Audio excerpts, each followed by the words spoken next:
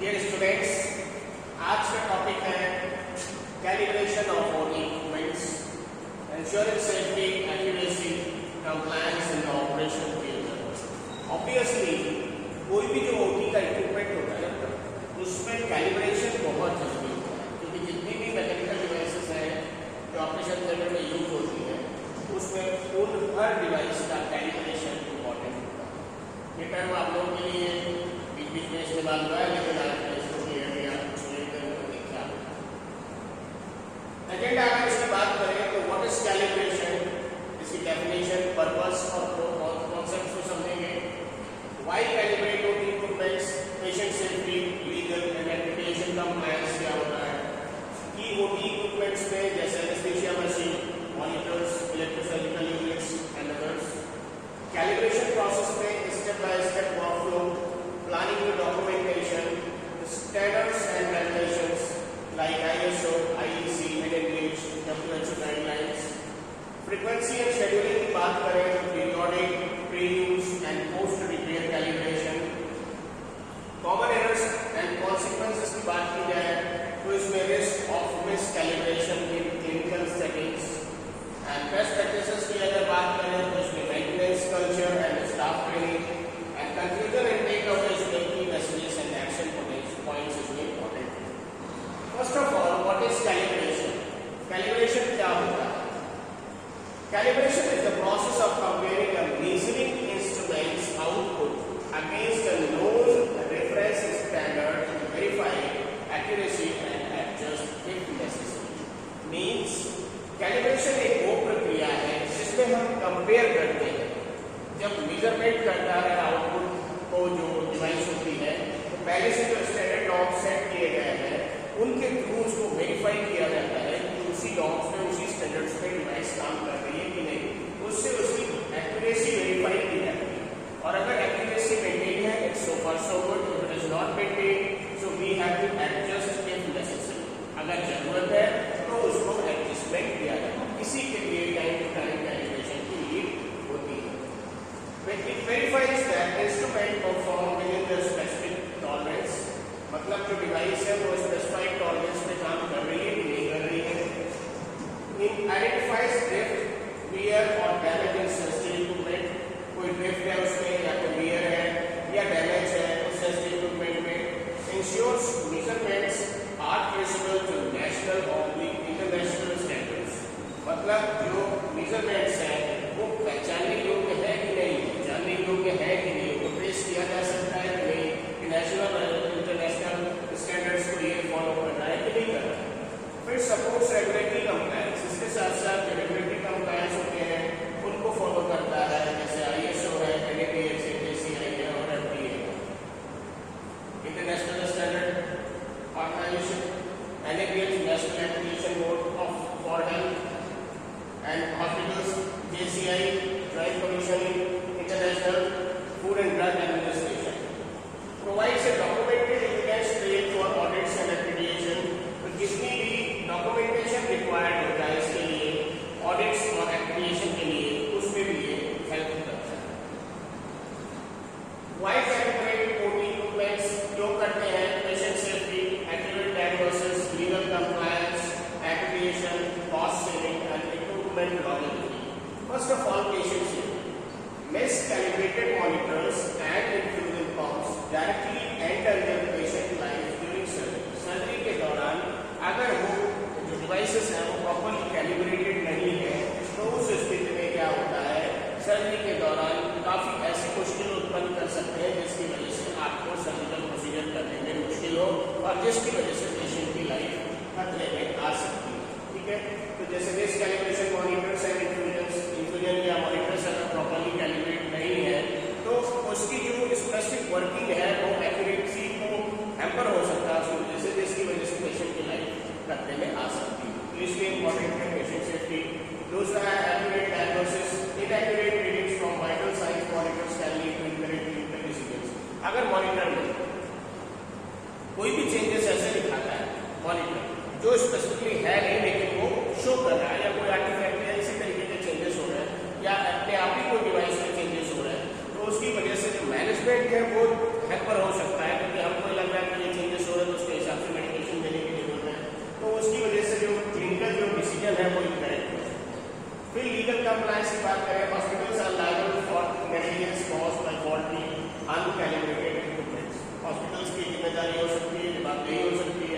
और इसके कारण कहीं ना कहीं लापरवाही हो सकती है अगर हम अनकैलिब्रेटेड इक्विपमेंट को यूज़ करते हैं, जिसकी वजह से हम कोई माल प्रैक्टिस या कोई मिसमैनेजमेंट करें, जिसकी वजह से पेशेंट की लाइफ मुश्किल में आ सकती है। सो इसमें लीगल कंप्लायंस की इसमें जरूरी है। एप्लीकेशन की बात करें, NABH, JCI and ISO standards mandate periodic calibration with documented reports.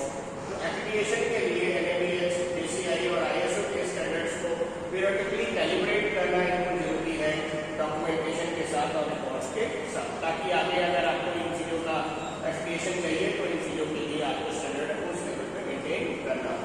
Cost saving की बात करें, early detection of instruments drift prevents costly breakdowns and repeat procedures. तो अगर अर्ली डिटेक्शन हो जाए, पहले से हम डिटेक्ट कर लें डिवाइस में कोई इशू तो नहीं है, उसके लिए हम प्रॉपर्ली कैलिब्रेट करें, तो वो चीज़ें हमें पहले से पता चल जाएगी और उसको हम ठीक से मैनेज कर लेंगे।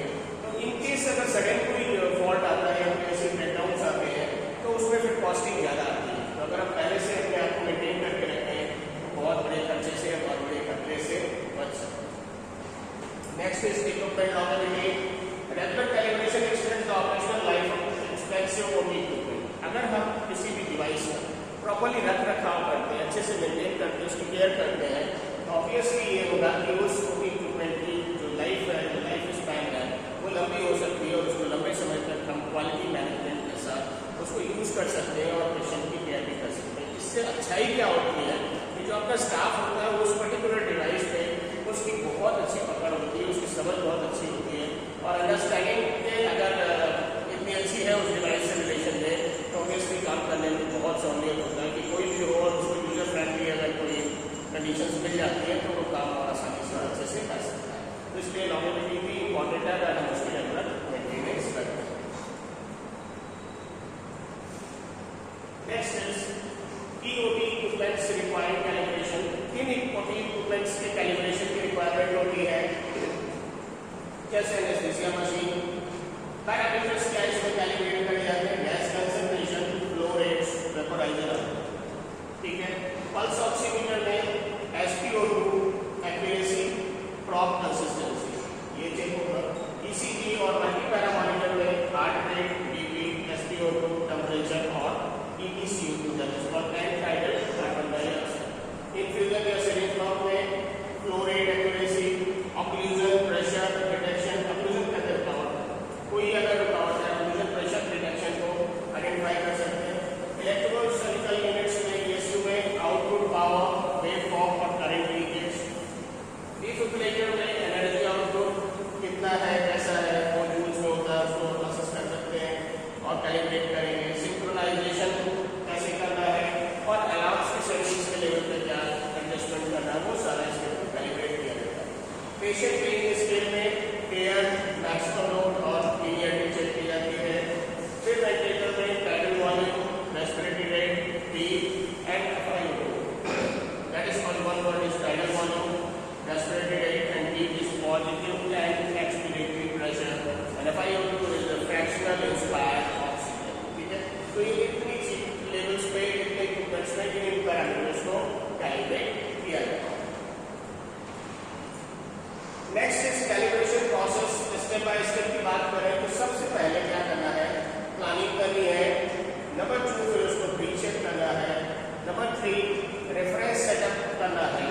फिर चौथा मेजरमेंट है। पांचवा adjustment. 6 is verification. 7 is documentation and 8 is tag, ठीक है। स्टेप बाय स्टेप बात करते हैं। फर्स्ट ऑफ ऑल कोई भी डिवाइस है तो उसको अगर करना है तो उसके लिए प्लानिंग होगी। Identify equipment, review manuals and schedule down time, ये चीजें असेस होगी। प्री चेक में क्या करेंगे, visual inspection, clean surfaces and verify power supply. Third is reference setup में correct traceable references, standards and simulators. इसमें या तो करेक्ट ट्रेसेबल रेफरेंसेस, स्टैंडर्ड्स रखे जाते हैं या सिमुलेटर्स को यूज किया जाता है। Fourth is measurement, record instrument reading versus references at multiple points, ठीक है। फिफ्थ में adjustment, correct deviation if with in adjustable tolerance. अगर एडजस्टेबल टॉलरेंस में है तो ठीक है, अगर इससे अबव या बिलो है तो उसके हिसाब से एडजस्टमेंट किया जाए। फिर number 6 is verification, remeasure post adjustment to confirm accuracy. उसके बाद दोबारा फिर चेक करिए कि ये इस लेवल पे काम कर रहा है कि नहीं, एक्यूरेसी चेक करिए, वेरीफाई करिए। 7th इज डॉक्यूमेंटेशन, इशू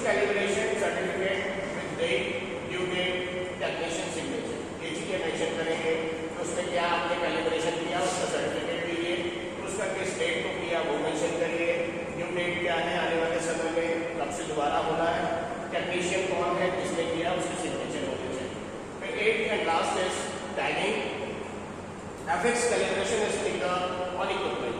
जो आपने कैलिब्रेशन जिस डेट को जिस टाइम पे किया है उसको आप एक टैग लगा देंगे उस डिवाइस के ऊपर, ताकि इस डेट को इसका कैलिब्रेशन लास्ट कैलिब्रेशन हुआ था और नेक्स्ट कब ड्यू डेट है उसको भी इसमें मेंशन किया जाता है. तो वैलिड कंटेंट मेंशन करते हैं. Next is applicable standards and regulations की बात करें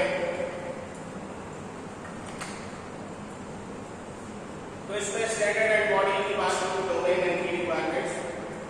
ISO 9001:2015 इसमें डोमेन क्वालिटी मैनेजमेंट का होगा. की रिक्वायरमेंट्स होगी इसमें requires calibration of all monitoring and measuring equipment to ensure product and service quality. ठीक है, तो कैलिब्रेशन इसमें ऑल मॉनिटरिंग और मेजरिंग इक्विपमेंट की इंश्योर करता है. फिर IEC जो होता है,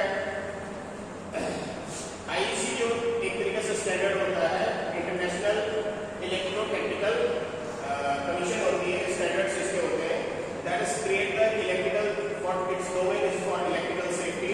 it's for testing of medical electrical equipment before and after repair and during routine maintenance. ठीक है, तो जो भी इस तरीके से रूटीन जो इलेक्ट्रिकल जो इक्विपमेंट्स होते हैं उनमें रूटीन मेंटेनेंस चेक किया जाता है कि बिफोर एंड आफ्टर की रिपेयर के बाद की क्या स्टेटस है. IEC 6061-1 सेफ्टी परफॉर्मेंस की बात इसमें होती है. इसमें general requirement for the basic safety and essential performance of medical and electrical equipments. NABH standards में हॉस्पिटल एक्टिवेशन के लिए रिक्वायर्ड होता है. Its mandates documented calibration reports and preventive maintenance schedules in Indian hospitals. WHO guidelines की बात करें तो it is for global health recommends calibration programs for low and middle income country health facilities.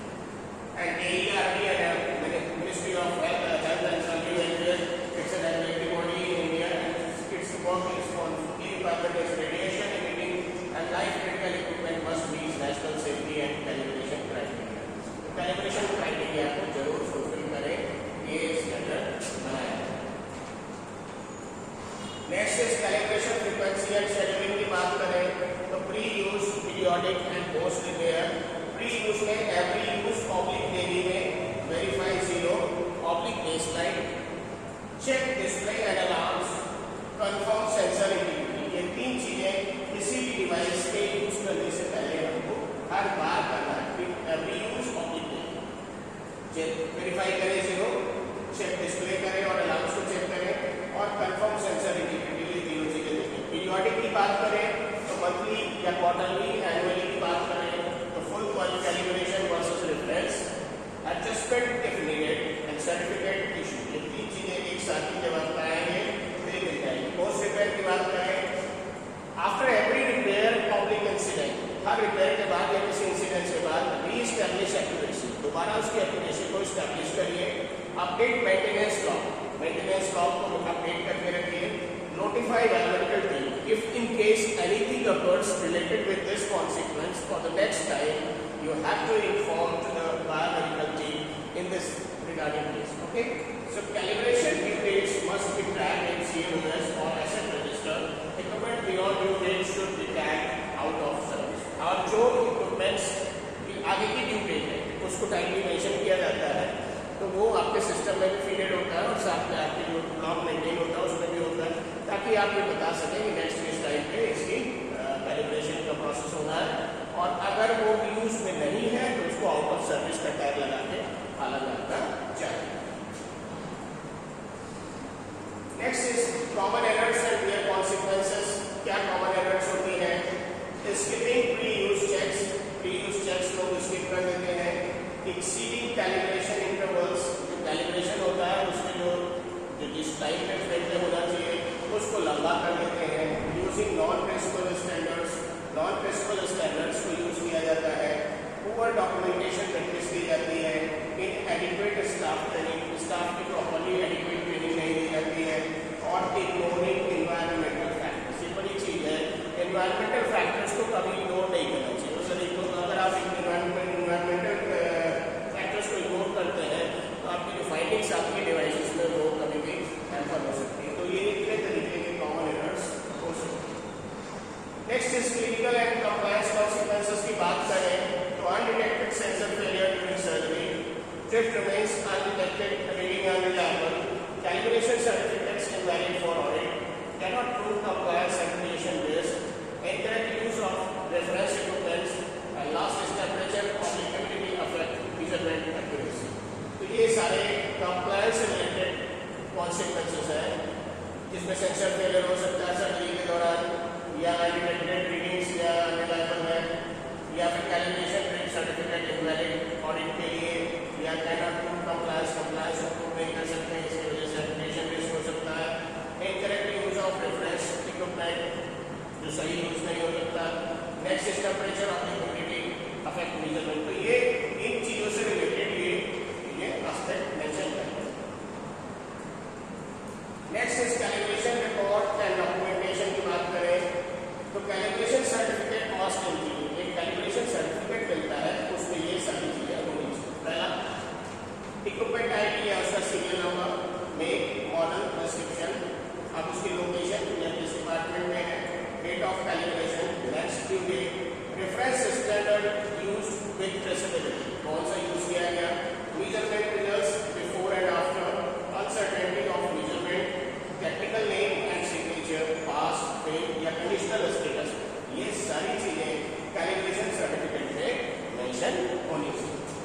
फिर है record management best practice, maintain both physical and digital copies, दोनों ही copies बनानी चाहिए, store in a centralised asset management system that is called CMMS, वहां पे जमा होनी चाहिए। Retain records for minimum 5 years, 5 साल के लिए उनको रखना चाहिए, जितना मतलब जनरली मानते हैं कि डॉक्यूमेंट की लाइफ 5 साल तक होती है। यूजुअली एसेट टैक्स लगा के रखते हैं।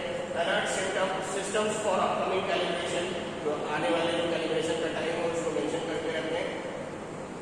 Audit trails who accept and modified reports, इसने इसको एक्सेस किया और उसके रिलेशन में क्या मॉडिफाइड रिपोर्ट्स है उनको मेंशन करना चाहिए।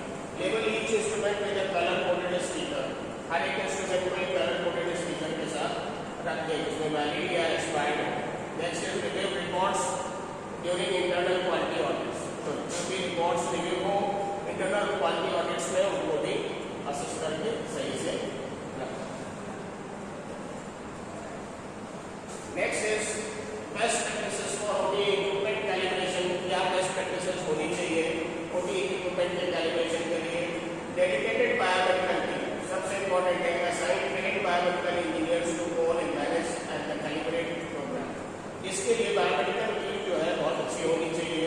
या तो जिस वेंडर से आपने लिया उसी वेंडर की टीम आपको इसमें सपोर्ट करे, या फिर आपकी अपनी अगर बायोमेडिकल टीम है, इतना बड़ा हॉस्पिटल है तो उसमें आपके जो ऑथेंटिक और वेल ट्रेन जो है वो पर्सन इसमें हो।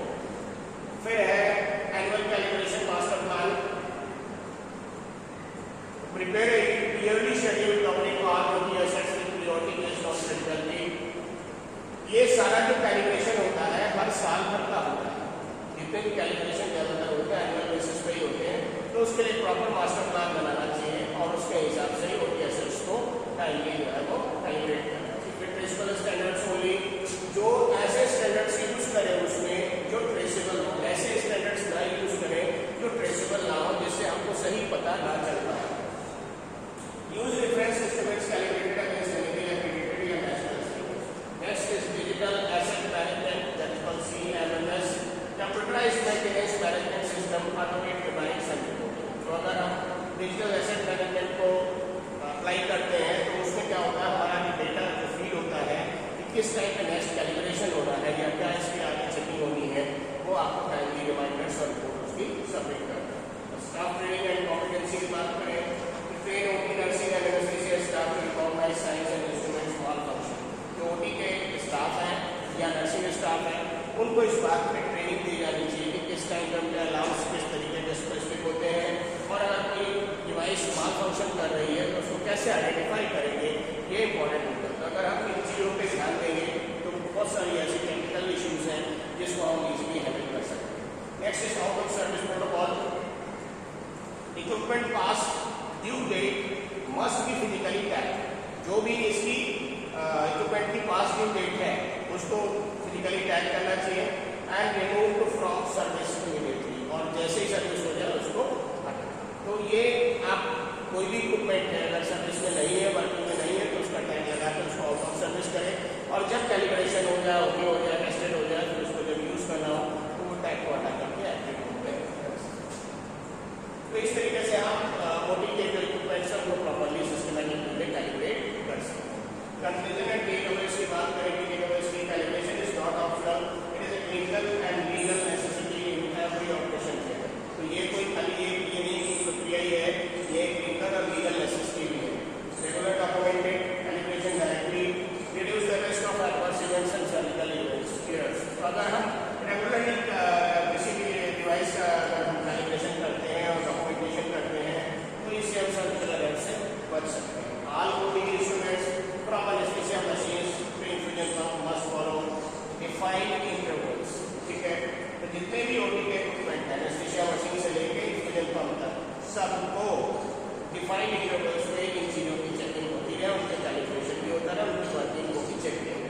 Calibration records must be traceable, और जितने भी कैलिब्रेशन के रिकॉर्ड है वो ट्रेस किए जा सके, complete and audit ready at all times, और हर टाइम में वो स्टैंडर्ड वे में एक तरीके से कंप्लीट हो, और जब जरूरत हो तो उस समय उनकी ऑडिट भी कराई जा सके। Strong biomedical engineering programme, staff training and CMMS are the pillars of success. तो एक स्ट्रॉन्ग बायोमेडिकल इंजीनियरिंग प्रोग्राम अगर आपके पास है, टीम है और साथ में स्टाफ को प्रॉपर ट्रेनिंग देते हैं, और CMMS आपका जो डिपार्टमेंट है वो काफ़ी इंपॉर्टेंट वे में काम करता है, तो ये तीनों ही मिलकर के बहुत अच्छा पिलर का काम करते हैं जो आपको सक्सेस दिला सकते हैं, और आने वाले समय में जो कॉम्प्लिकेशन इक्विपमेंट से रिलेटेड जनरेट होने हैं उनको आप बाटे कर सकते हैं। कैलिब्रेटेड इक्विपमेंट सेव्स करेंगे, पहले यहाँ भी जो इक्विपमेंट अगर कैलिब्रेटेड है तो जीवन की रक्षा करते हैं। Never compromise on accuracy in the OT में कभी भी एक्यूरेसी से कोई कंप्रोमाइज मत करिएगा, क्योंकि अगर हम जरा सा भी ड्रिफ्ट या डेविएट होते हैं एक स्टैंडर्ड से, एक्यूरेसी को मेंटेन नहीं करते हैं, तो उस स्थिति में क्या होता है, पेशेंट की जान भी मुश्किल हो सकती है। इसलिए ये हर हाल में हमारी मतलब एक तरीके से बेहद जिम्मेदारी होती है इस चीज़ को 100% प्योरिटी के साथ और एक्यूरेसी के साथ करने की, कि हम उसके साथ कोई भी ऐसा काम ना करें जिससे हम कोई मालप्रैक्टिस या मिसमैनेजमेंट करें या उससे कोई हम बच करके काम करें। तो बेस्ट प्रैक्टिस अगर करेंगे, एक्यूरेसी के साथ कैलिब्रेशन करेंगे और मेंटेनेंस करेंगे, तो हम पेशेंट की लाइफ को सेव कर सकते हैं अच्छे से। Thank you so much.